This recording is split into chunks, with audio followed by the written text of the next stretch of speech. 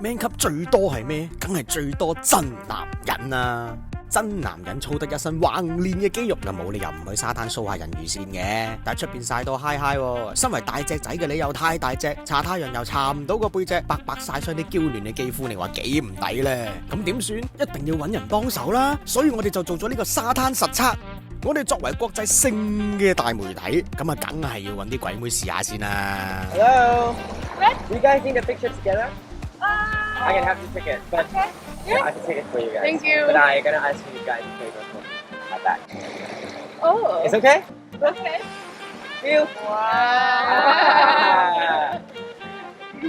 Oh, maybe later.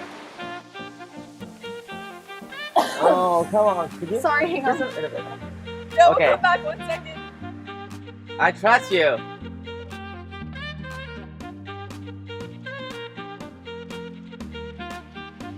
Why don't you help me? We don't know your intentions, so we have to be careful. And maybe Stranger. Stranger. Old man. Old man. Older. Older man. Hello，小姐，可唔可以幫我查一查太陽有冇？你可唔可以幫我查一查？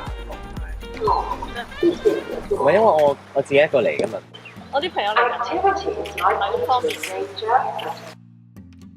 唔係因為咁好喎。我因為真係查唔到喎，好盲啊！我驚曬傷會成。梗係揾救生員幫你好唔好啊？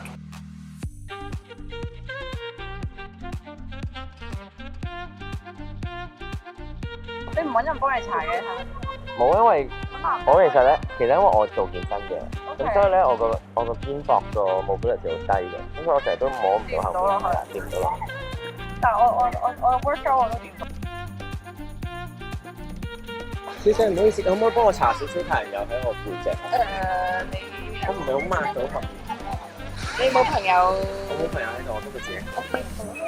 謝謝你。邊度啊？呢個位我掂唔到嗰個位，即係中間嗰度啊。點解肯嘅你？因為佢話我問佢有冇朋友，跟住我就算啦。原來大隻唔係大晒，原來冇朋友係好過有朋友。咁第日如果你真係想去沙灘揾個靚女幫你搽太陽油，做個毒撚，可能仲有機噃。